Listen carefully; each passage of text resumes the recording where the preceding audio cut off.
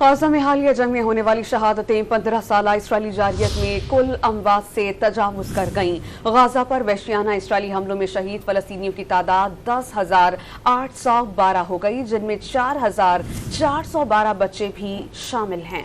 Jabalia پناہ گزین camp اور سابرہ میں اسرائیلی فضائیہ کے نئے حملوں میں درجنوں فلسطینی شہید ہو گئے۔ جنوبی غزہ پر بھی صہیونی طیاروں کی بمباری حملوں اور ایندھن ختم ہونے کے باعث القدس اسپتال نے بھی کام کرنا بند کر دیا۔